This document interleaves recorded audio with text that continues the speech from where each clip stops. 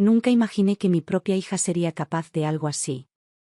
Siempre pensé que, por más errores que cometiera en la vida, jamás cruzaría esa línea. Pero lo hizo.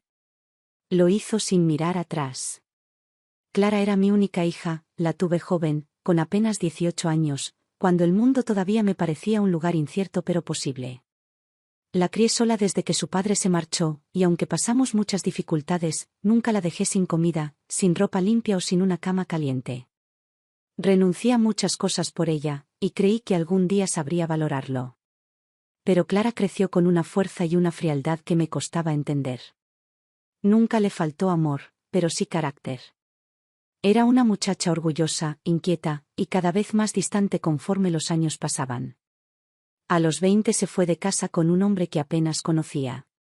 Yo no lo aprobaba, pero no pude detenerla. Me dijo que necesitaba vivir su vida, tomar sus decisiones, ser libre. La vi partir sin entender que ese era solo el principio de algo mucho más doloroso. Pasaron unos meses sin que supiera nada de ella.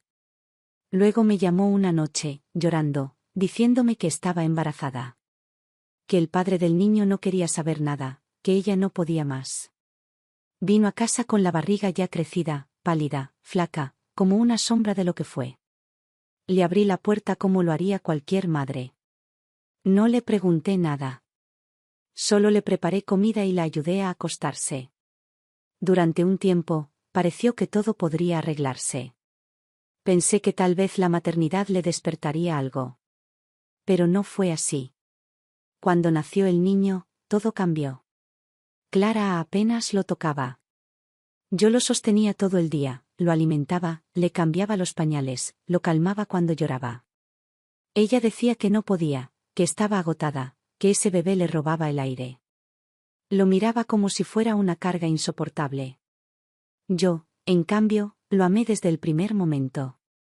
Tenía los ojos grandes, como los de Clara de niña, y una respiración débil, entrecortada, como si el mundo fuera demasiado pesado para sus pulmones. Los médicos nos dijeron que tenía un problema congénito en el corazón. Que necesitaría cuidados constantes, chequeos, medicación, tal vez una cirugía más adelante. Clara enmudeció. Esa noche no volvió a casa. Me llamó al día siguiente desde la terminal de autobuses. Dijo que no podía con esto. Que se iba con un hombre que había vuelto a buscarla.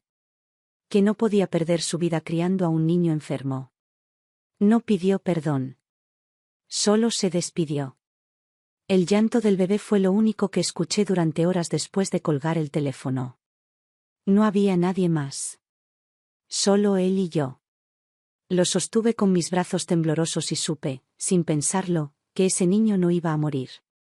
Que no lo entregaría a nadie, que no lo abandonaría como su madre lo había hecho.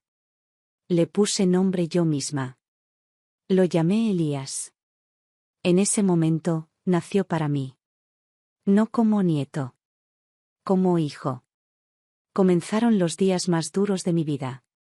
No tenía trabajo fijo, solo hacía limpieza por horas en algunas casas, cuidaba a una señora anciana en las tardes, lavaba ropa ajena cuando podía. Con un bebé enfermo todo se hacía más lento, más pesado. Elías no dormía bien, tenía crisis respiratorias constantes, su piel era tan pálida que parecía de cristal. Aprendí a reconocer sus llantos como si fueran palabras. Supe cuando necesitaba el pecho, aunque yo no tuviera leche, cuando solo quería calor, cuando el dolor lo rompía por dentro. Cada visita al hospital era un mundo. Gente que nos miraba con lástima, médicos que hablaban con términos fríos, enfermeras que a veces se apiadaban de mí y otras solo querían que no molestáramos tanto. A veces me preguntaban dónde estaba la madre. Decía que no podía venir. Mentía. Lo hacía para proteger a Clara, aunque ella no lo mereciera. Quería que mi nieto creciera sin rencor. Que no supiera, al menos por un tiempo, que fue dejado como una carga por su propia sangre. Hubo días en los que no comía para que él tuviera su fórmula. Días en los que lavaba pañales en una palangana y colgaba la ropa bajo la lluvia. Días en los que rezaba, sin saber ya a quién, para que no se me muriera en los brazos. Me temblaban las piernas del cansancio, pero nunca lo dejé solo. Lo llevaba conmigo a todas partes, envuelto en mantas viejas, con su pequeño cuerpo apoyado en mi pecho. Los latidos de su corazón eran irregulares, pero estaban ahí. Era la señal de que aún lo tenía conmigo. Era todo lo que me importaba. Poco a poco, fui aprendiendo a manejar los tiempos entre el trabajo y sus tratamientos. La vida se volvió una rutina de supervivencia. Él crecía lento, pero resistía. Yo me volví dura sin quererlo. Ya no lloraba. Solo actuaba. Mi casa era un cuartito de paredes húmedas y techo bajo, pero dentro de esas paredes crecía un amor que no pedía nada a cambio. Cuando por fin él empezó a sonreír, supe que había valido la pena. Lo más difícil era no tener a nadie más. Ninguna familia. Ningún apoyo. Algunas vecinas me daban ropa usada. Una señora me traía pan cuando podía. Pero el resto del mundo seguía girando sin vernos. Éramos invisibles. Un niño con problemas de salud y una anciana cargando con él como si fuera su último deber en la tierra. Muchos me decían que lo entregara a una institución. Que era demasiado para mí. Que no podría sola. Nunca escuché. No sé cómo, pero sobrevivimos. Cada noche que lo veía dormir sin fiebre era una victoria. Cada día sin crisis, un regalo. Cuando cumplió 3 años, dijo su primera palabra. Me llamó mamá. Le dije que no, que yo era su abuela. Pero lo repitió una y otra vez, con esa voz débil pero decidida. Y entonces entendí que no importaban los títulos. Él me veía como quien le dio la vida de verdad. A partir de ahí, ya nada me detuvo. Criar sola a un niño enfermo no es algo que se elige. Se asume. No hay tiempo para el drama ni para la queja. No se llora cuando hay un cuerpo pequeño que depende de uno para respirar. Después de que Clara se fue, no volví a pensar en ella como alguien que regresaría. La borré de mis planes, de mis oraciones. Solo pensaba en Elías. Cada minuto del día giraba en torno a su bienestar. Las enfermedades no esperaban, no daban tregua, y yo tampoco podía detenerme. A los 4 años, Elías seguía teniendo un cuerpo demasiado pequeño para su edad. Su piel seguía siendo delgada, su corazón demasiado frágil, pero su mente era aguda. Aprendía rápido. Le leía cuentos en voz alta, aunque tuviera los ojos hinchados del cansancio. Memorizaba las historias, señalaba las palabras, me preguntaba por el significado de lo que yo leía. No preguntaba por su madre. Era como si en su mundo solo existiéramos él y yo, y eso le bastara. Yo tampoco le hablaba de ella. No por odio. Por protección. A esa edad, entender un abandono puede partir el alma de un niño más que cualquier enfermedad. Mis días eran iguales. Me levantaba antes del amanecer, preparaba el desayuno con lo poco que había, y lo arropaba para llevarlo conmigo cuando no podía dejarlo solo. Trabajaba limpiando casas, lavando ropa ajena, cuidando niños que no eran míos, mientras el mío se quedaba quieto en una esquina, dibujando en hojas recicladas o jugando con una muñeca rota que alguien nos había dado. No tenía juguetes caros ni ropa nueva. Pero tenía mi tiempo. Mis brazos. Mis ojos pendientes de él a cada segundo. Le daba todo lo que podía, y lo que no podía, también. Hubo momentos en los que creí que no lo lograría. Una vez me avisaron del hospital que si no llevaba los medicamentos, podía empeorar rápidamente. No tenía dinero. Vendí una pequeña radio que usaba para escuchar las noticias. Caminé 2 horas hasta la farmacia. Pero lo hice. Porque la idea de que su salud dependiera de unos billetes era algo que no podía aceptar. Vivíamos en una casa húmeda, sin agua caliente, con goteras en el techo. Pero él estaba vivo.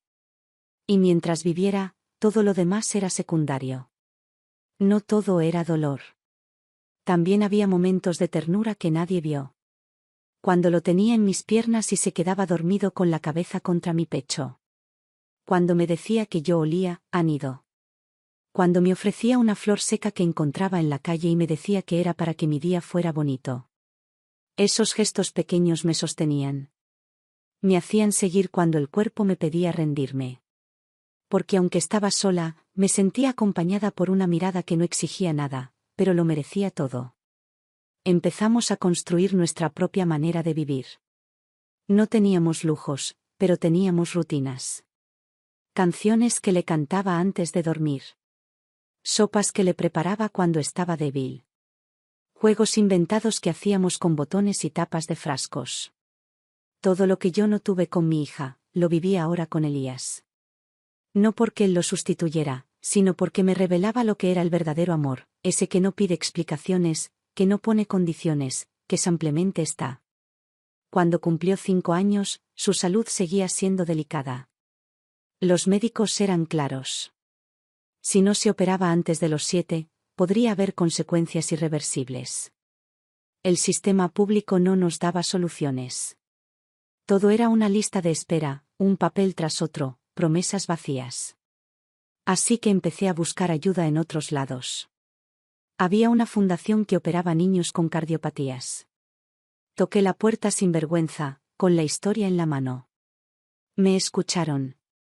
Me hicieron llenar formularios, entregar certificados. Y un día, llamaron. La cirugía fue programada para el otoño. Lloré en silencio al colgar el teléfono. No de miedo. De alivio. Porque por primera vez, después de años, sentí que algo estaba a punto de cambiar. Empecé a preparar a Elías. Le expliqué que lo iban a ayudar a tener un corazón más fuerte. Él me miraba con esa seriedad que tenía en sus ojos, como si entendiera más de lo que decía. Me dijo que no quería dejarme sola en el hospital. Le prometí que estaría con él todo el tiempo. El día de la operación llegó con una lluvia fina. Lo abracé fuerte antes de que entrara al quirófano. No solté su mano hasta que los médicos me pidieron salir. Recé en silencio, sin nombres ni santos. Solo pedí que no me lo quitaran. Esperé horas en una silla dura, sin comer, sin moverme. Cuando salió el cirujano y me dijo que todo había salido bien, sentí que me desmayaba. No por debilidad. Por gratitud. Elías estuvo internado 2 semanas. Lo visité cada día. Le llevaba dibujos, palabras cruzadas, pequeñas notas que le escribía para que no se sintiera solo.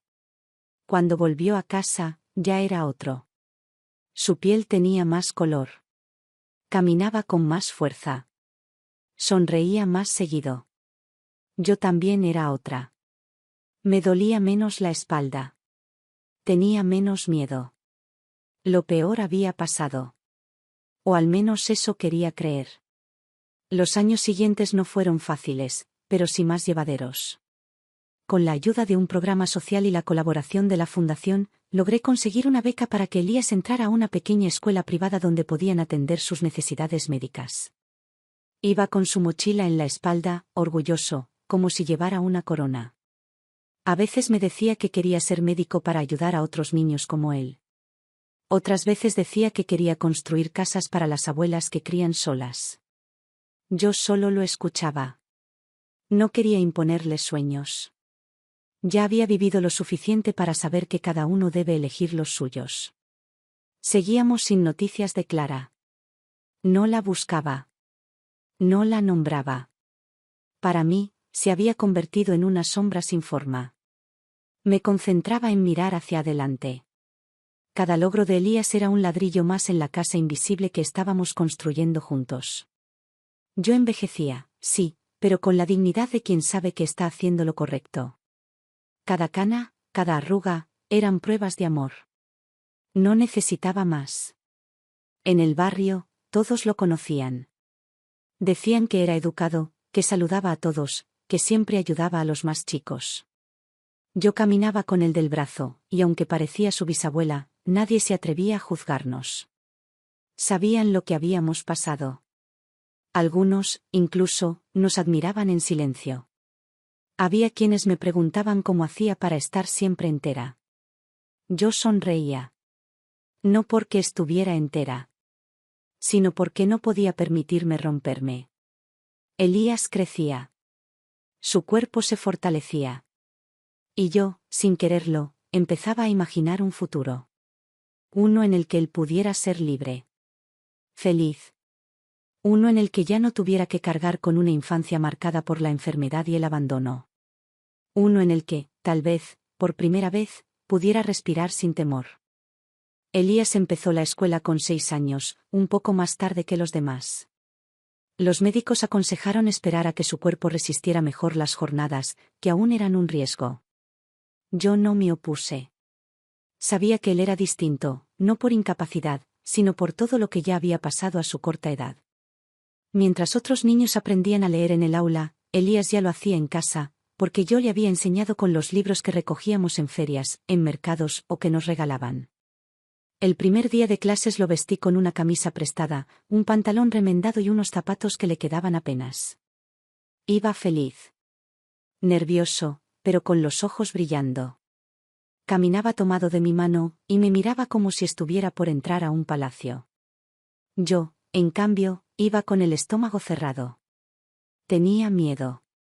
Miedo de que su corazón no resistiera la emoción. Miedo de que se burlaran de él. Miedo de que se cayera en el recreo y no pudiera levantarse. El miedo ya no era un pensamiento. Era un compañero diario. Dormía a mi lado. Me hablaba en voz baja todo el tiempo. Elías era diferente. No corría como los demás. No gritaba, no empujaba. Se sentaba en su pupitre como si fuera un adulto en miniatura. Escuchaba con atención, participaba solo cuando se lo pedían. Pero aprendía más rápido que todos. Eso lo notaron las maestras desde el primer mes. Me llamaron para decírmelo. Me dijeron que tenía una capacidad increíble para comprender lo que le enseñaban, que tenía una memoria privilegiada. Lo escuché con una mezcla de orgullo y temor. No quería que nadie lo señalara ni para bien ni para mal. Solo quería que viviera como un niño normal. Pero no se puede esconder un alma brillante. Él era especial. No porque yo lo criara. No porque estuviera enfermo. Lo era por cómo veía el mundo. Tenía una sensibilidad que pocos niños desarrollan. Notaba cuando alguien estaba triste. Compartía su merienda, aunque fuera escasa. Le preguntaba a sus maestras si estaban cansadas. Cuando un compañero se caía, era el primero en ofrecer ayuda. Nunca devolvía un insulto. Nunca levantaba la voz.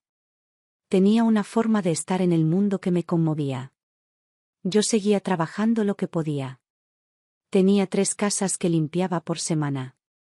Una mujer me dejaba dormir en un pequeño cuarto detrás de su casa a cambio de cocinarle y plancharle la ropa. Desde ahí, caminaba hasta la escuela de Elías para buscarlo cada tarde. Era un trayecto largo, pero no importaba. En el camino hablábamos. Me contaba lo que había aprendido. Me preguntaba por cosas que yo no sabía cómo explicarle, por qué la gente era mala a veces, por qué había chicos que no tenían mamá ni papá, por qué algunos tenían mucho y otros nada. No respondía. Solo lo escuchaba. No quería mentirle. Tampoco tenía fuerza para inventar respuestas. A los 7 años tuvo una recaída. Fue repentina. Una noche se despertó con dificultad para respirar. Lo llevé corriendo al hospital. Los médicos dijeron que era una complicación derivada de su condición original. Tenía que quedarse internado. Dormí en una silla de plástico durante 5 días. No me fui ni un momento. Cada vez que abría los ojos, me buscaba. Yo le apretaba la mano y le decía que no pasaba nada. Que todo iba a estar bien. Aunque por dentro, me deshacía. Esa semana no trabajé. No comí más que lo que me daban en el hospital. Perdí uno de los pocos empleos que tenía. Pero nada de eso me importaba. Elías mejoró. Lento, como siempre, pero mejoró. Cuando nos dieron el alta, no teníamos a dónde volver. La dueña del cuarto me había reemplazado. No le importó que tuviera un niño enfermo en brazos. Lloré, por primera vez en meses, sentada en la vereda. Lloré sin ruido, con los dientes apretados, mientras Elías dormía en mi falda. Esa noche dormimos en un banco de la estación de tren. Lo envolví con mi manta, le conté un cuento inventado, y le canté hasta que se durmió. Nadie se acercó. Nadie preguntó nada. Era una noche más en una ciudad que mira hacia otro lado. A la mañana siguiente, fui a buscar a una mujer mayor que conocía de los tiempos en que vendía empanadas. Le pedí quedarme en su patio unos días. Me dejó armar un rincón con maderas y lonas. Ahí vivimos casi un año. Elías no se quejaba. Jugaba con piedras, inventaba historias, me ayudaba a lavar la ropa. Nunca me reprochó nada. Nunca me pidió nada que no pudiera darle. Su sola presencia me recordaba que valía la pena seguir. Que si yo caía, él también caía. Así que me mantenía firme, aunque por dentro estuviera rota. Los estudios no paraban. Lo llevaba a controles una vez por mes. A veces no tenía ni para el transporte, y caminábamos horas bajo el sol. Cuando llegábamos al hospital, él estaba exhausto. Pero no decía nada. Se dejaba revisar, se dejaba pinchar, respondía a los médicos con educación. Todos lo conocían. Lo llamaban el niño que no se queja. Yo, en cambio, me tragaba la rabia. Porque veía cómo pasaban los años y nadie nos ayudaba realmente. Nos daban lo justo para sobrevivir. Pero no para vivir. Cumplió 8 años con una torta que hice con harina prestada y una vela vieja. Sopló con fuerza. Me dijo que su deseo era que yo nunca me enfermara. Le sonreí y le mentí diciendo que las abuelas como yo no se enfermaban. Pero esa noche me dolía todo. Me dolían los huesos, la espalda, las piernas. Dormí sentada porque no podía recostarme. Me desperté con los dedos entumecidos. Me miré en un espejo roto y no me reconocí. Pero aún así, fui a trabajar. A limpiar casas donde nadie preguntaba cómo estaba. Solo que el piso brillara. Éramos pobres. Muy pobres. Pero nunca le faltó comida. Nunca durmió sin abrigo. Nunca lo dejé solo. Nunca. Eso era mi única certeza. No podía prometerle un futuro, pero sí podía prometerle que no lo dejaría, como lo hizo su madre. Y ese compromiso me mantenía viva. Porque era todo lo que tenía. Elías, en medio de todo, empezó a destacarse en la escuela. Los maestros querían que participara en concursos. Yo hacía lo imposible para conseguirle papeles, lápices, libros. Recogía lo que otros tiraban. A veces me dejaban materiales usados en la puerta, sin decir palabra. Me aferraba a esas migajas como si fueran oro. Todo lo que llegaba a sus manos, él lo convertía en algo útil. Era como si supiera que no podía desperdiciar nada.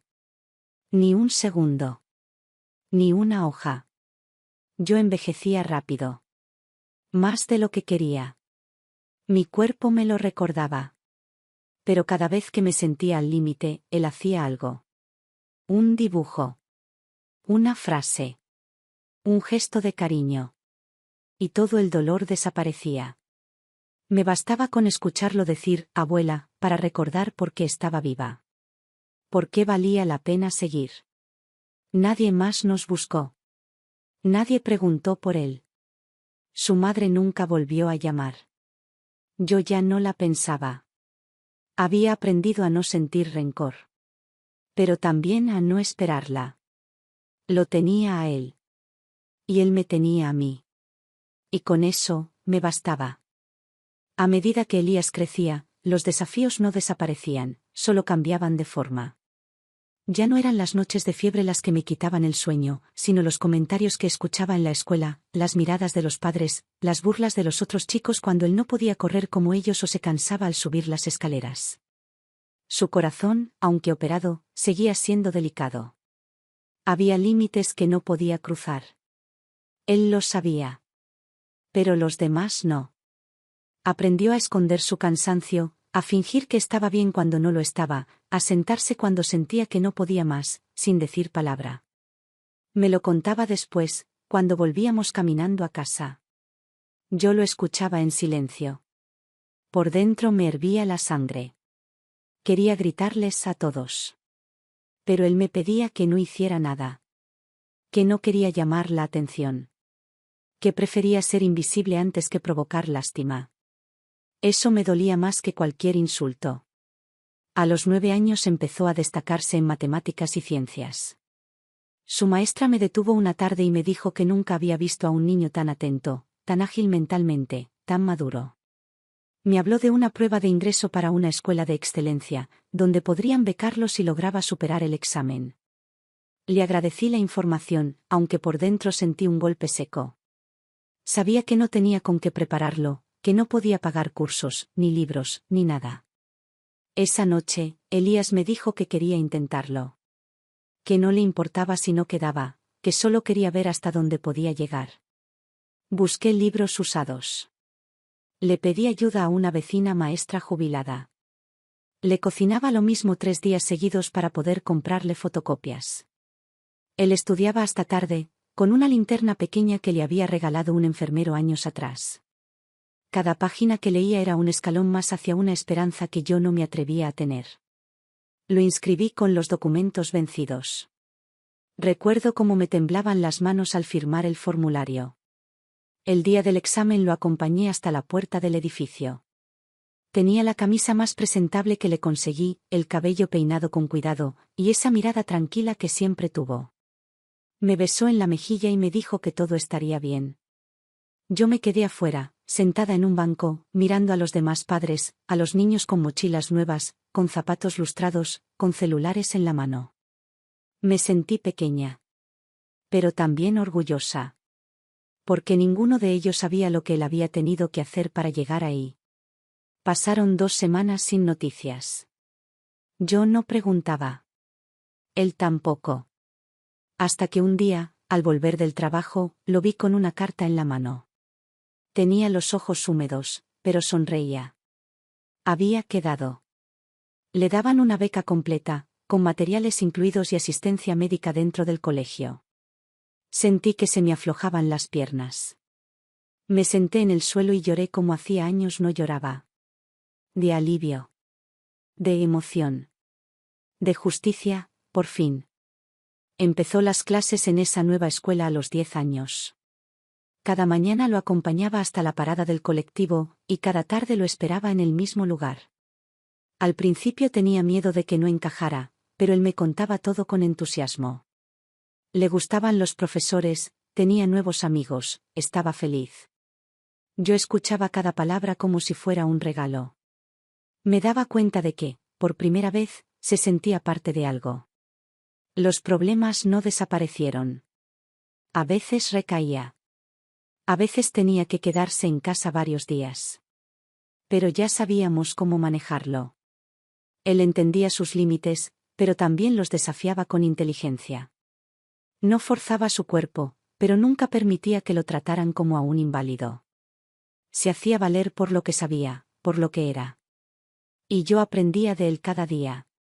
Aprendí a no quejarme, a mirar hacia adelante, a sostener la esperanza aunque todo pareciera oscuro. En el barrio, las cosas no cambiaban mucho. La pobreza seguía presente. La inseguridad, también. Yo seguía trabajando en lo que saliera. Limpiaba, cocinaba, cuidaba ancianos. A veces pasaba días sin sentarme a descansar. Mis huesos crujían, mis manos estaban agrietadas, mi vista ya no era la misma. Pero no decía nada. Me bastaba con verlo regresar del colegio con buenas notas, con comentarios de sus profesores, con ideas nuevas que compartía conmigo durante la cena. Porque sí, aunque comiéramos arroz solo o pan mojado en té, lo llamábamos cena. Y la hacíamos juntos. Él ponía la mesa, yo cocinaba. Él lavaba los platos, yo barría el suelo. Vivíamos en equilibrio. No había roles impuestos. Solo cooperación. Amor. Respeto. Era nuestro mundo, imperfecto, pero digno. Empezó a ganar concursos escolares. Le daban diplomas, libros, a veces algo de dinero. Todo lo guardábamos para su futuro. Soñábamos en voz baja. No hablábamos de lo que faltaba, sino de lo que venía. Él me decía que algún día me compraría una casa sin goteras. Yo le respondía que con que él fuera feliz, ya me estaba regalando el mundo. Los domingos íbamos a la feria de libros usados. Él elegía uno, yo elegía otro. Pasábamos horas leyendo. No teníamos televisión, ni internet, ni lujos. Pero teníamos conocimiento. Él absorbía cada página como si fuera alimento. Me pedía que le enseñara palabras difíciles. Hacía resúmenes, escribía cuentos, inventaba juegos de lógica. Era un niño brillante. Yo solo trataba de no estorbar ese crecimiento. A veces me detenía a mirarlo sin que se diera cuenta.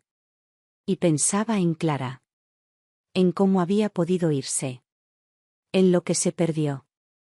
No con odio. Con asombro. Porque no entendía cómo alguien podía alejarse de una criatura así.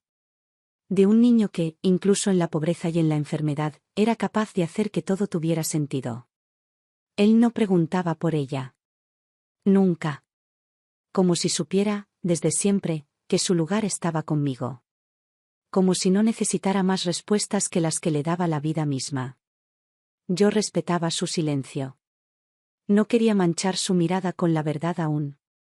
Ya llegaría el momento. Por ahora, lo único que me importaba era que siguiera adelante. Y así lo hacía. Cada día un poco más lejos del dolor, y un poco más cerca del futuro que merecía. La adolescencia de Elías no llegó con rebeldía ni desprecio. Llegó con silencio y responsabilidad. A los 12 años, hablaba como un adulto. Era reservado, observador, siempre atento a lo que pasaba a su alrededor. Nunca me contestó mal, nunca se encerró en su mundo ni me culpó de nada. Parecía cargar con el peso de su historia sin resentimiento, con una aceptación que dolía y a la vez me llenaba de orgullo. Su salud mejoró durante un tiempo. Los controles eran estables, los médicos lo miraban con admiración, como a un sobreviviente. Pero sabíamos que su cuerpo no era como el de los demás. Lo sabíamos desde siempre. A los 13, después de una gripe mal curada, volvió a recaer. Fue un descenso repentino. Las fiebres regresaron, la fatiga, los mareos. Las visitas al hospital se hicieron constantes otra vez. Y con ellas, el miedo. Yo no tenía dinero. Estaba endeudada con la farmacia, debía alquiler, y había perdido 2 trabajos por faltar para acompañarlo. Una mañana, la dueña de la casa donde vivíamos nos echó. Así, sin más. Dijo que no podía seguir esperando. No quise discutir. No me rebajé a suplicar. Solo recogí nuestras cosas en bolsas negras, y salimos a la calle. Esa noche dormimos en un refugio de mujeres.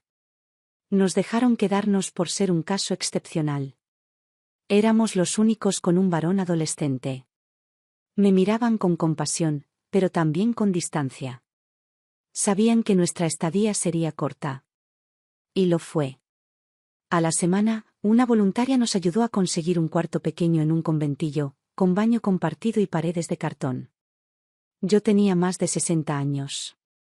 Lavaba pisos, cocinaba para 4 casas, caminaba de un lado a otro con los pies hinchados. Mi espalda ya no resistía, pero lo hacía igual.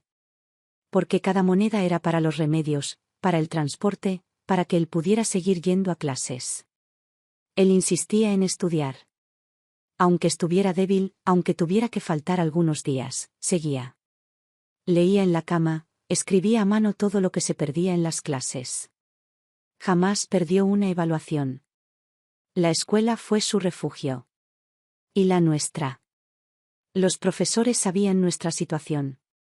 Muchos lo ayudaban sin decirlo, le prestaban libros, lo invitaban a participar en proyectos que le abrían puertas. Una profesora le consiguió una entrevista con un grupo de mentores en tecnología. Él había empezado a aprender programación con una computadora vieja que rescató de la basura. Yo no entendía cómo lo hacía. Solo lo veía pasar horas frente a la pantalla, escribiendo códigos que para mí eran puro misterio.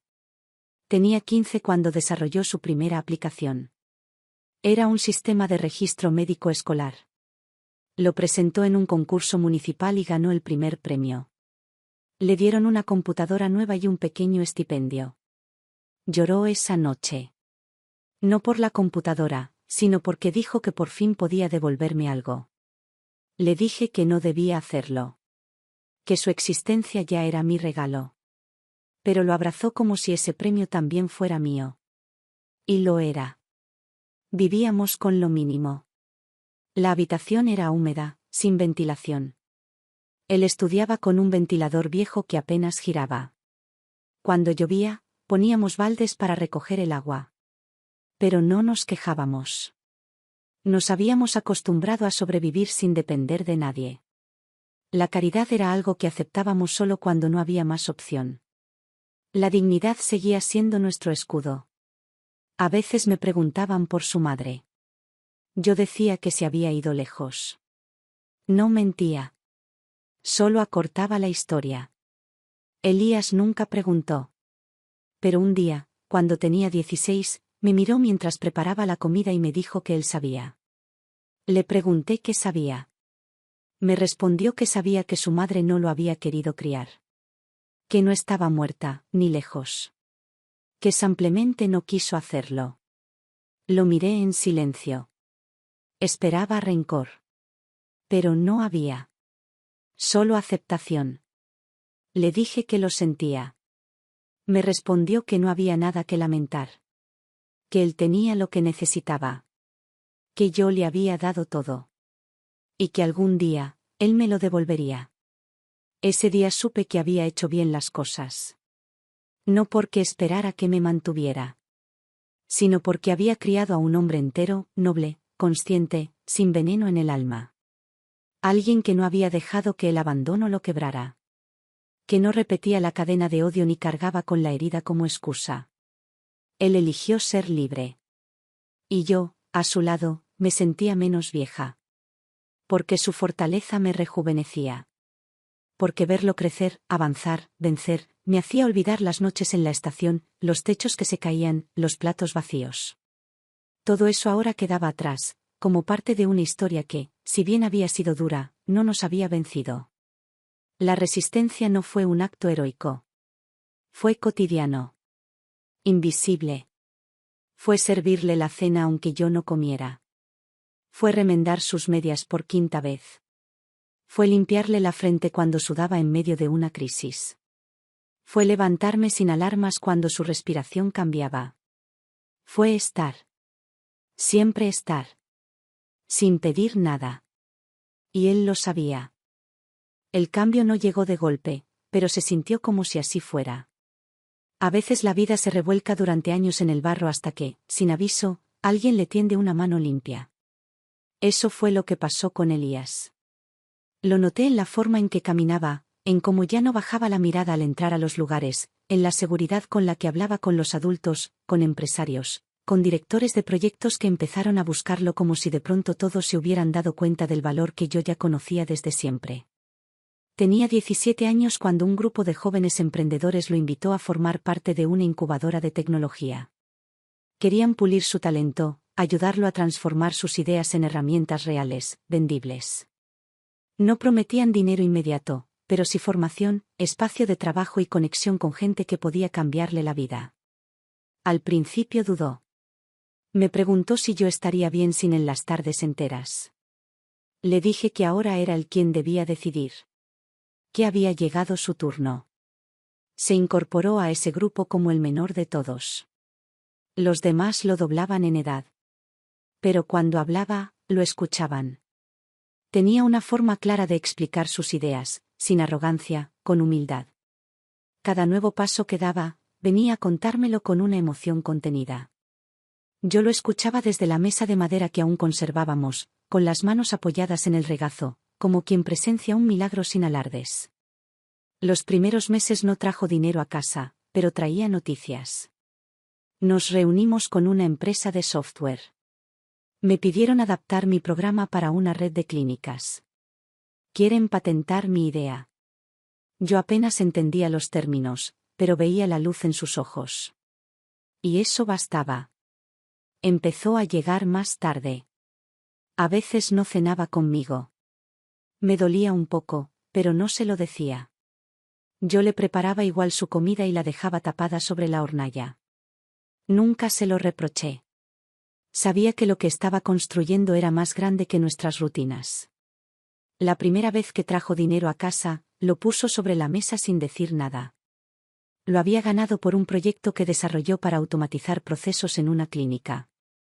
Me miró como si necesitara mi aprobación para tocar ese dinero. Le dije que estaba orgullosa. Con eso compró una heladera usada y me llevó al oftalmólogo. Me compró los anteojos nuevos que hacía años necesitaba. No por vanidad. Por necesidad. No recordaba bien la última vez que había visto las letras de un cartel con claridad. Gracias a él, volví a ver nítido. Comenzó a hablarme de cosas que solo conocía por las noticias: inversiones, servidores, licencias, viajes. Le ofrecieron ir a presentar su idea a otra ciudad. No quería dejarme sola.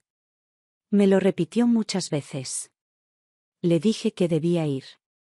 Que si me había cuidado durante años, ahora era yo quien debía cuidar su libertad. Viajó en avión por primera vez. Cuando volvió, tenía una expresión distinta. Había conocido gente que creía en él. Le ofrecieron asociarse. Le ofrecieron construir algo propio. A los 18 años fundó su primera empresa. No lo celebramos con bombos ni fiesta. Lo hicimos con café y pan casero en la misma mesa de siempre. Me dijo que le pondría un nombre que para mí no tenía sentido en inglés, pero que las iniciales eran las mismas de nuestras primeras dos palabras, Elías y Esperanza. Me conmovió. No por el gesto. Por lo que significaba. Él no se había olvidado de dónde venía. Las cosas comenzaron a cambiar. Empezó a ganar dinero real. No en grandes cantidades al principio, pero sí lo suficiente para que dejáramos la habitación húmeda. Rentó un pequeño departamento. 2 ambientes, limpios, con baño privado, una cocina que funcionaba y una ventana que daba al cielo. Me costó dormir las primeras noches. No por incomodidad, sino porque no podía creer que por fin lo teníamos. Un lugar nuestro. Él siguió creciendo. Las reuniones se multiplicaban, los viajes también.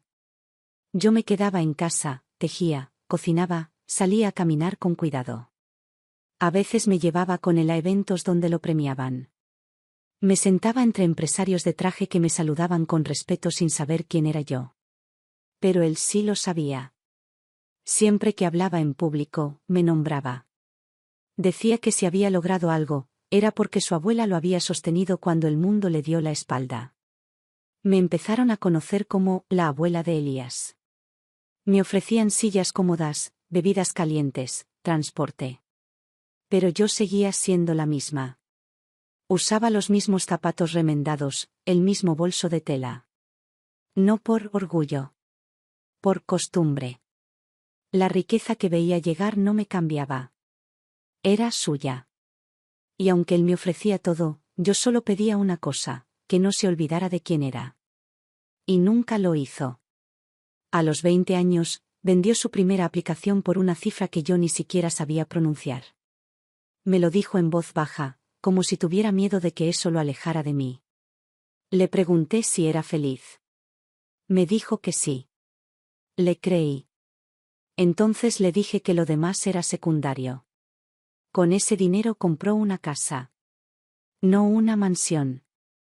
Una casa simple, cómoda, con jardín, con una cocina amplia y una habitación especial para mí, con una ventana por la que entraba el sol de la tarde. Ahí empezamos una nueva etapa. Me llevó a hacerme chequeos médicos completos. Me renovó la ropa. Me instaló una televisión que no supe usar al principio.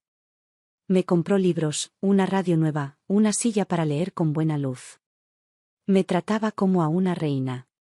Pero sin lujos innecesarios. Solo cuidados. Respeto. Atención. Eso valía más que todo el oro del mundo. Nunca dejó de trabajar. Nunca se volvió arrogante.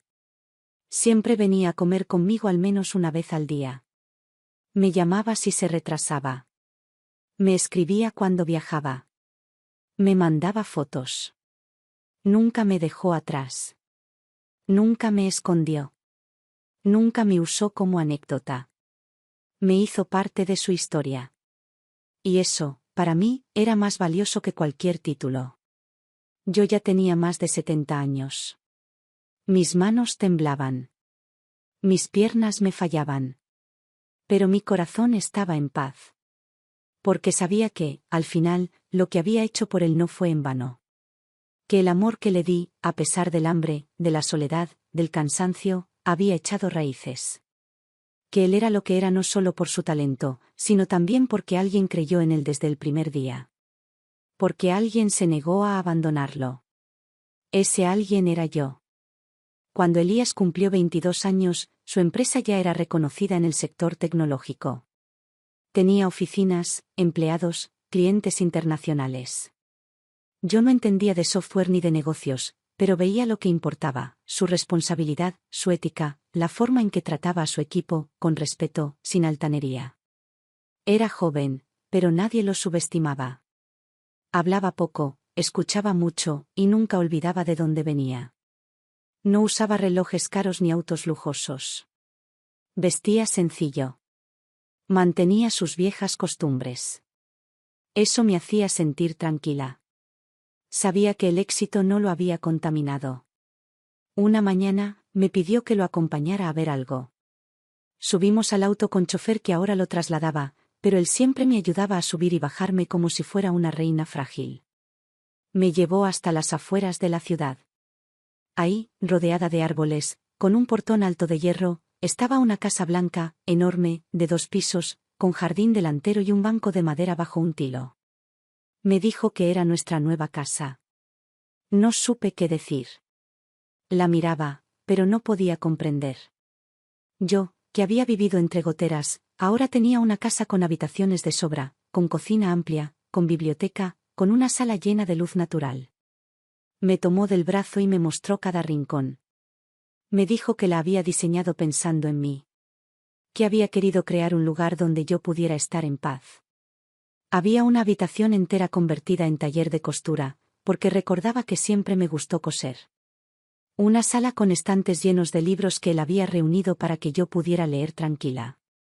Un sillón especial para mi espalda, un jardín con hierbas y flores que yo misma le había enseñado a plantar cuando era niño. Los primeros días no sabía dónde ponerme. Sentía que caminaba en la casa de otra persona. Me costaba sentarme en los muebles sin pensar en su precio. Cocinaba lo mismo de siempre, aunque ahora tenía una cocina de lujo. Dormía con la misma manta remendada. Elías me observaba y no decía nada. Solo me abrazaba al pasar. Nunca me forzó a cambiar. Me dejó adaptarme con paciencia. Porque él sabía que no se trataba de dinero. Se trataba de historia. Y yo venía de una donde el pan duro y el agua del grifo eran manjares. Pronto llegaron las enfermeras. Él insistió en tener ayuda profesional para mis controles, para mis medicamentos, para mis rutinas. Una venía por las mañanas, otra por las noches. Yo no quería al principio. Me daba vergüenza. Pero con el tiempo entendí que era parte de su forma de cuidarme. Que no era ostentación. Era protección. Aprendí a aceptarlo como acepté sus regalos de infancia, con humildad, con amor. Me regaló un teléfono moderno. Me enseñó a usarlo. Me escribía mensajes cada vez que salía: llegué bien, estoy en reunión, te veo en la cena. Yo aprendí a responderle con emojis y frases cortas. Nos reíamos de eso. Se tomaba fotos conmigo en el jardín, las compartía con sus amigos. Nunca me escondía. Me hacía parte de su mundo. Yo seguía siendo su base. La gente empezó a hablar de él en medios, en conferencias, en premios. Me llamaban a veces para hablar sobre la mujer que lo crió. Me negué siempre. No quería fama. No quería contar mi historia como una novela de sacrificio. Quería que él fuera libre de brillar sin cargar con mi nombre. Ya bastante había hecho yo. Ahora era su turno. Aún así, en su oficina colgaba una foto nuestra, en blanco y negro, donde él tenía 6 años y yo lo sostenía con una bufanda vieja en un banco de plaza. Cada vez que alguien le preguntaba qué lo había motivado a seguir, señalaba esa imagen. No decía mucho. Solo eso. Y bastaba. Lo vi donar a hospitales, becar a chicos sin recursos, ayudar a madres solteras. Nunca lo hizo por marketing. Lo hacía porque sabía lo que era no tener nada. Porque, como me dijo una vez, quien olvida el frío, no sabe dar abrigo. Yo le cocinaba lo mismo de siempre, aunque tuviera empleados que podían preparar banquetes. Comía mi guiso como si fuera un plato de lujo. Decía que nunca iba a encontrar ese sabor en ningún restaurante. Tuvimos años tranquilos. Sin sobresaltos. Mi salud se estabilizó. Caminaba por el jardín, regaba las plantas, tejía mantas que después regalábamos. Teníamos rutinas. El desayuno a las 8, mi siesta a las 3, sus visitas por la tarde, la cena juntos cuando podía. Nunca me sentí sola. Nunca me sentí una carga. Y eso era un regalo inmenso. Vivíamos rodeados de cosas que alguna vez soñamos: libros, tiempo, silencio, pan fresco, una casa donde no llovía adentro. No necesitábamos más. A veces, al caer la tarde, me sentaba en la galería con una taza de té, lo miraba leer informes desde su laptop, y pensaba que lo habíamos logrado. Contra todo pronóstico. Contra toda lógica. 2 personas que vinieron del abandono, del hambre, del miedo. Y que ahora, simplemente, estaban. Pero la vida nunca cierra sus ciclos sin una última vuelta. ¿Por qué no todo lo que queda atrás se disuelve? Algunas cosas regresan. Y no siempre como esperamos. Fue un jueves por la mañana cuando recibimos la visita que nunca imaginé. Había momentos en que aún me sorprendía al abrir los ojos cada mañana. Me costaba creer que esa habitación cálida, con sus cortinas de lino y su cama sin resortes rotos, era mía. Que ese jardín lleno de flores que tanto me recordaban a mi infancia estaba justo afuera de mi ventana. Me levantaba despacio, estirando los pies antes de apoyar las plantas en el suelo, sintiendo la alfombra suave que Elías había mandado hacer para evitar que el frío me subiera por las piernas. Pequeños gestos. Cuidado real. A veces, al mirar alrededor, me parecía estar viviendo en la casa de otra mujer. Una mujer que no había pasado por los hospitales públicos, por las filas en comedores barriales, por los colchones en el suelo. Una mujer que no había vendido su anillo de casada por un frasco de jarabe. Pero entonces aparecía Elías en la puerta, con su taza de café humeante y su sonrisa silenciosa, y recordaba que no, que esta sí era mi vida. Que cada rincón de esa casa, cada mejora, cada comodidad, eran el fruto legítimo de algo que habíamos sembrado en la tierra más seca. El jardín se convirtió en mi lugar. Me pasaba horas entre las plantas. Volví a tener rosales. Volví a tocar la tierra con las manos, a regar con la regadera vieja que Elías me trajo de una feria de antigüedades porque le recordaba a las que usábamos en la vieja casa. Planté albahaca, lavanda, tomillo. Volví a sentirme útil. La casa era grande, sí, pero yo no era una señora de manos cruzadas. Cocinaba mis guisos, horneaba pan. Las empleadas venían 2 veces por semana, pero yo seguía fregando mi taza, arreglando mis manteles. No por necesidad. Por elección. Porque no quería olvidar quién era. Elías seguía creciendo como empresario. Ya no era solo tecnología. Empezó a invertir en otras áreas: salud, educación, desarrollo sustentable. Pero cada vez que cruzaba esa puerta, era solo mi nieto. Se sentaba en la mesa de la cocina, se sacaba los zapatos, me pedía té o sopa. Hablábamos de nuestras cosas. Me contaba sus avances, yo le contaba cómo crecían los tomates. Nos reíamos. Había paz. A veces traía invitados. Gente importante, según decían. Empresarios, inversores, académicos. Siempre me presentaba con la misma frase: ella me salvó la vida. Literalmente. Nunca me dejaba en segundo plano. Nunca me trató como a una figura de adorno. Me consultaba cosas, aunque no fueran de negocios. Me pedía mi opinión sobre personas. Siempre decía que mi intuición era mejor que cualquier currículum. Yo le decía que exageraba. Él insistía en que no. Tenía 26 años cuando construyó una pequeña fundación con mi nombre. Me pidió permiso antes de hacerlo. Dijo que era para ayudar a niños que, como él, nacieron sin las mismas oportunidades. Lo hizo con humildad. Sin prensa. Sin flashes. Organizaba becas, equipaba escuelas, financiaba operaciones médicas. Yo no asistía a los actos. Me quedaba en casa, preparando algún pastel para cuando volviera. Pero me traía fotos, me contaba historias. Me hacía sentir parte. Nunca me excluyó. Una tarde, mientras le bordaba sus iniciales a una servilleta por costumbre, pensé que quizás mi vida había sido como ese hilo. Invisible, pero sosteniendo algo. Un punto a otro, en silencio, firme, sin que nadie lo notara. Pero ahí. Siempre ahí. Me sentía tranquila. Por fin. Ya no tenía pesadillas con hospitales. Ya no me sobresaltaba cuando el teléfono sonaba de madrugada. Ya no me dolían las rodillas al subir escaleras, porque ahora la casa tenía un elevador pequeño que él instaló para mí. Cada rincón hablaba de cuidado. Todo lo que alguna vez me faltó, ahora me sobraba. Pero no me desbordaba. No me hizo arrogante. Me hizo agradecida. Yo no pensaba en Clara. No porque la odiara. Porque ya no formaba parte de mis pensamientos. Era una figura lejana, como una puerta cerrada que nunca más volví a mirar.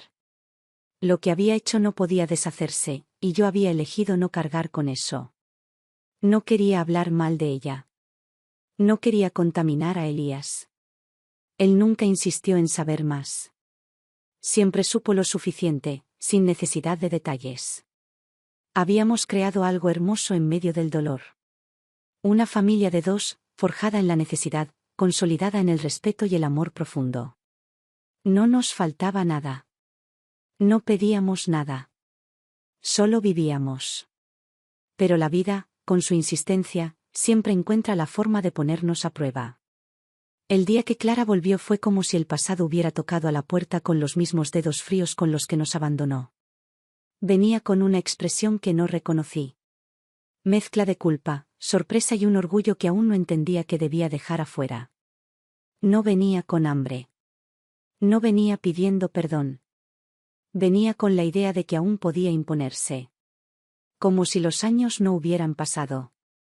Como si todo lo que habíamos construido no tuviera peso frente a su regreso. Y fue entonces cuando entendí que, por mucho que una herida cicatrice, no siempre se olvida. La mañana en que Clara volvió fue luminosa, sin nubes, sin presagios. Estaba sentada junto a la ventana, tomando mi té, bordando una pequeña funda para los lentes, cuando el timbre sonó. No esperaba visitas.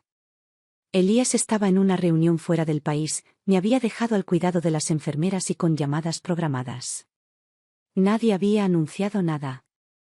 La joven que limpiaba me avisó que había una mujer en la entrada, con una maleta, diciendo que era de la familia. Me extrañó. No tenía familia. Solo Elías. Me levanté despacio, sin apuro, con esa calma que solo se consigue después de haber sobrevivido a todas las tormentas. Caminé por el pasillo largo, crucé el jardín interno, y llegué a la puerta principal. Cuando se abrió, me quedé quieta. Era ella. Clara. 30 años habían pasado desde la última vez que la vi. Estaba envejecida, pero aún con esa mirada altiva que siempre la acompañó. Vestía ropa cara, aunque desajustada. Traía el cabello teñido, los labios pintados, y una expresión que no supe definir. Me observó con asombro, casi con desdén. Como si no pudiera creer que yo, la madre abandonada, estuviera viva, y ahí. Miró la casa detrás de mí, recorrió las columnas blancas, las ventanas amplias, el mármol del suelo. La sorpresa fue inmediata. El gesto en su rostro cambió. Pasó del juicio al desconcierto. Sus labios se abrieron para decir algo, pero no logró articular una frase. La dejé hablar. Me limité a observarla, de pie, firme, como una columna que no teme el viento. Me dijo que había vuelto a buscarme. Que se había enterado de mi dirección por una vecina vieja del barrio. Que no sabía si yo estaba bien, si aún estaba viva. Hablaba con una voz falsa, disfrazada de preocupación. Me preguntó cómo estaba, cómo había sido mi vida, qué había pasado con su hijo. Entonces lo dijo. Preguntó por Elías. Su tono cambió. Ya no era el de la hija que busca a su madre, sino el de quien quiere asegurarse de que su decisión de entonces no haya dejado una huella demasiado vergonzosa. Me habló de él como si no supiera nada. Me preguntó si estaba vivo, si había sobrevivido. Yo solo asentí. Y luego, señalando la casa con una mezcla de incredulidad y ansiedad, me preguntó si acaso él vivía allí. Le dije que sí. Que era su casa. Que todo lo que veía era obra de su hijo. Que yo vivía aquí porque él quiso que así fuera. Le expliqué que era un hombre hecho y derecho. Que había crecido sin ella, pero con amor, con educación, con respeto. Que lo había criado sola. Que lo había curado, alimentado, educado. Que lo había llevado de la mano cuando nadie más quiso hacerlo. Clara tragó saliva. Vi cómo se le desarmaba el gesto. No esperaba eso. En su mente, seguramente, yo seguiría siendo la anciana pobre y enferma que ella había dejado atrás. Elías, tal vez, sería un hombre gris, solitario, un resentido. En su imaginación, venía a rescatar algo. Pero lo que encontró fue un mundo que ya no la necesitaba. Intentó justificarse. Me dijo que su pareja de entonces no le permitía criar a un niño enfermo. Que fue obligada a marcharse. Que ella no tuvo opción. Que sufrió por dentro. Que pensaba en nosotros cada día. Yo la escuché sin pestañear. No dije nada. No tenía sentido discutir con el pasado. Ella hablaba como si quisiera reescribir la historia, como si pensara que con una frase bastaba para borrar 3 décadas de ausencia. Me preguntó si podía ver a Elías. ¿Qué necesitaba hablar con él? ¿Qué quería explicarle? Que ahora entendía todo. Yo le dije que esperara. Llamé a Elías. Le conté, sin dramatismo, que su madre estaba aquí. Escuchó en silencio. Me pidió que no la dejara entrar. Me dijo que volvía esa misma noche. Me pidió que no me preocupara. Que él se encargaría. Volví a la puerta. Clara seguía allí, como un fantasma sin lugar. Me preguntó si podía entrar. Le dije que no. Que ese ya no era su espacio. Que todo lo que alguna vez destruyó, yo lo había reconstruido. Que no podía volver así, como si nada. Que los años no se deshacen con lágrimas de último minuto. Me suplicó. Por primera vez en mucho tiempo, la vi sin orgullo. Pero tampoco con amor. La vi vacía. Esa noche, cuando Elías volvió, entró por la puerta trasera. Me abrazó. Me preguntó si estaba bien. Le dije que sí. Lo sentí distinto. Serio. En paz. Fue a la puerta principal. Clara seguía allí. Esperando. Le abrió. La miró fijo. No la abrazó. No le dijo, mamá. Le dijo su nombre. Solo eso. Ella intentó acercarse. Él dio un paso atrás. Le dijo que sabía la verdad.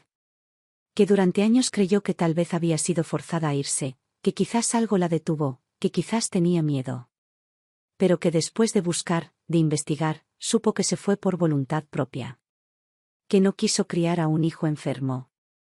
Que eligió la libertad por encima de él. Que lo dejó porque le pesaba. Clara quiso responder. Elías levantó la mano. Le dijo que no era necesario. Que no necesitaba explicaciones. Que ya no importaba. Que había crecido. Que había sanado. que había logrado lo que tenía sin su ayuda. Y que ahora, no había lugar para ella. No por rencor. Por límite. Le dijo que no la odiaba. Pero que no la necesitaba. Y cerró la puerta. No con furia. Con decisión. Yo lo vi regresar. Me abrazó fuerte. Me preguntó si quería decirle algo. Le dije que no. Que hacía muchos años, había dejado de esperar palabras de Clara. Que ahora solo me importaba él. Que lo tenía a él. Y eso era suficiente. La casa volvió a quedar en silencio. Como debe ser. Después de aquella noche, Clara volvió a aparecer 3 días después. No llamó. No anunció su llegada. Se presentó frente al portón con la misma maleta y con una expresión menos arrogante. Parecía cansada. Derrotada, tal vez. No tenía maquillaje, ni joyas, ni peinados elegantes. Era una mujer que había comprendido que su historia no pesaba tanto como creía. Toqué el timbre y pidió hablar conmigo. No con Elías. Conmigo. Salí al jardín. Caminé despacio hasta el banco bajo el tilo. Le hice un gesto con la cabeza para que se acercara. No la invité a pasar. Nos sentamos bajo la sombra, con el silencio entre nosotras. Ella fue la primera en hablar. Esta vez no trajo excusas. Trajo palabras más suaves, pero con la misma raíz. Dijo que tenía miedo. Que se sintió sola. Que criar a un niño enfermo era algo que le quedaba grande. Que nadie la había preparado para eso. Que su pareja de entonces le dio una salida. Y ella la tomó. Dijo que se sintió libre. Que por un tiempo creyó que había hecho lo mejor. Que después lo lamentó, pero no supo cómo volver. Que pensó que me enojaría, que Elías la odiaría. Y que con los años, ese miedo se volvió pared. La escuché. No la interrumpí. Quería que soltara lo que tuviera que soltar. Cuando terminó, me miró a los ojos. Me preguntó si creía que Elías podría perdonarla algún día. Le respondí que no lo sabía. Que eso debía preguntárselo a él. Pero le advertí que Elías no era un niño buscando amor. Que era un hombre que se había forjado sin ella. Que sus decisiones ya no pasaban por el deseo de reconciliarse con una madre ausente. Que había aprendido a vivir con la verdad. Y que, cuando uno se acostumbra a la verdad, ya no acepta farsas. Intentó llorar. Pero las lágrimas no le salían. No porque no quisiera. Sino porque quizás ya era tarde para sentir. Me preguntó si yo la odiaba. Le dije que no. El odio es otra forma de apego. Y yo ya no estaba atada a ella. Volvió a la puerta, pidió ver a Elías. Esa vez, él accedió. Salió al jardín, se sentó junto a mí. La miró. Estaba tranquilo. No tenía rencor en la cara. Solo firmeza. Ella volvió a repetir que no tuvo opción. Que fue una víctima de las circunstancias. Que era joven. Que no sabía qué hacer. Él la dejó hablar. Luego respiró hondo, y le respondió con algo que ella no esperaba. Le dijo que durante años pensó que ella había sido forzada. Que tal vez un hombre manipulador la había separado de él. Que tal vez se arrepintió, pero no supo volver. Que incluso quiso creer que había muerto, para no vivir con la angustia de imaginarla indiferente. Pero que con el tiempo, descubrió la verdad. No por palabras. Por hechos. Porque nunca preguntó por él. Porque nunca intentó saber. Porque estuvo ausente cuando más la necesitaba. Y que ahora, después de todo lo vivido, no la odiaba.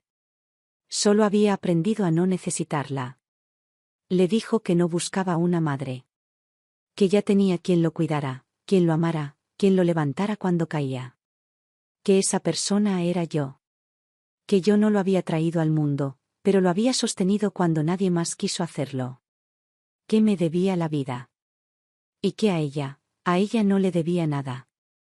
Clara no supo qué responder. Bajó la mirada. Sus hombros se hundieron. Preguntó si podía verlo alguna otra vez. Elías le dijo que no. Que esa puerta ya se había cerrado. Que no por castigo, sino por salud. Que él había construido su paz, y que no iba a arriesgarla por remordimientos ajenos. Luego se levantó, me miró, y me dijo que volvía al trabajo. Me besó en la frente. Y se fue. Yo me quedé sentada junto a Clara unos minutos más. Ella no dijo nada. Tampoco yo. Finalmente, le dije que no era bienvenida. Que la casa en la que estaba había sido levantada con años de amor, de esfuerzo, de entrega. Que no había lugar en esas paredes para quien solo había sabido irse. Que mi vida ya estaba llena. No de cosas. De sentido. Y que no necesitaba que nadie me pidiera perdón para saber que había hecho lo correcto. Clara se levantó, recogió su maleta y caminó hasta la salida sin mirar atrás. No volvió a tocar el timbre. No dejó cartas. No envió mensajes. Y yo supe que, por fin, ese capítulo estaba cerrado. No con bronca. Con verdad. Después de aquel día, Clara no volvió. No llamó, no escribió, no preguntó más. Su ausencia definitiva no me sorprendió. En el fondo, siempre supe que ella no tenía raíces, que su forma de estar en el mundo era pasar por él sin quedarse. Lo entendí tarde, cuando ya me había arrancado una parte del alma que después reconstruí con pedazos de coraje, paciencia y amor. No la odié. No me hizo falta. Cuando uno ha estado tan cerca del dolor real, el de ver a un niño temblando de fiebre en una camilla, el de tener que elegir entre pagar un remedio o comer, el resentimiento ya no encuentra lugar. Porque el odio necesita energía. Y yo, durante años, no tuve más fuerza que la que me permitía seguir viva un día más. Elías jamás volvió a mencionarla. Y yo tampoco. No por cobardía. Por respeto. Habíamos cerrado esa puerta con palabras claras, y no había necesidad de volver a abrirla. Nuestro vínculo no necesitaba sombras. Era luminoso, limpio, construido con todo lo que Clara decidió no dar. Yo lo seguía viendo crecer. No en altura, ni en edad, sino en forma.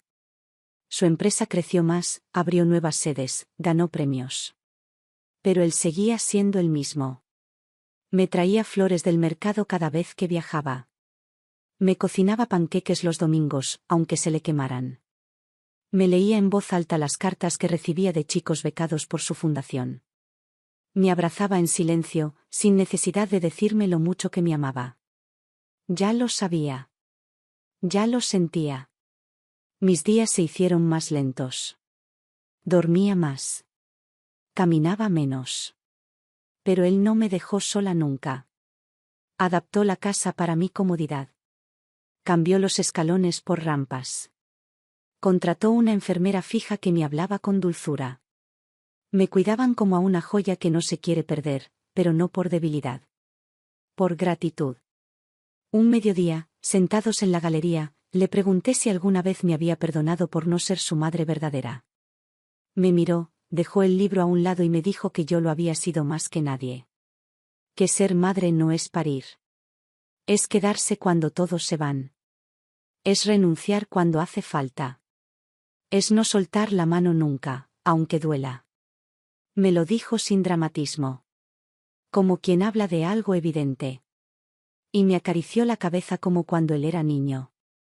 Fue la única vez que lloré frente a él en muchos años.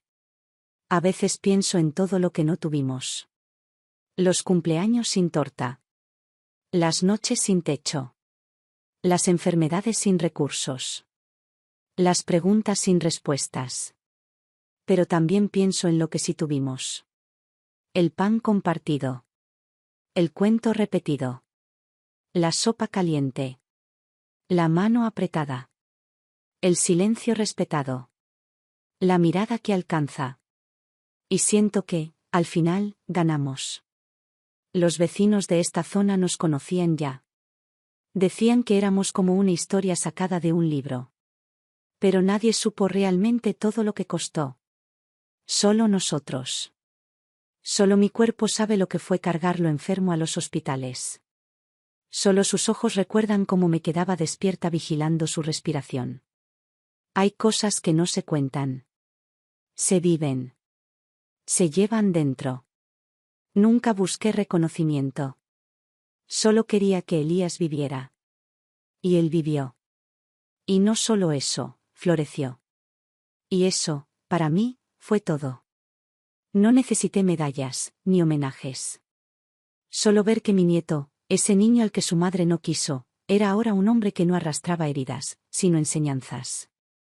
Y así llegó la vejez con dignidad. No me faltaba nada. Ni abrigo, ni pan, ni ternura.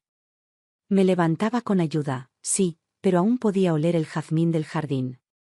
Aún podía sentarme bajo el tilo con mi manta. Aún podía agradecer. Porque esa era mi victoria, no haberme endurecido. No haberme vuelto amarga. No haber transmitido odio. Solo amor. Y si un día Elías tiene hijos, sé que no los dejará nunca. Porque aprendió que lo más valioso no es lo que se hereda en sangre, sino lo que se entrega con presencia. Lo que se siembra sin esperar frutos. Y tal vez les cuente de mí. Tal vez no. No importa. Porque lo que él es, ya lleva mi huella. La vida me quitó muchas cosas. Pero me dio a él. Y eso fue suficiente. Eso fue todo.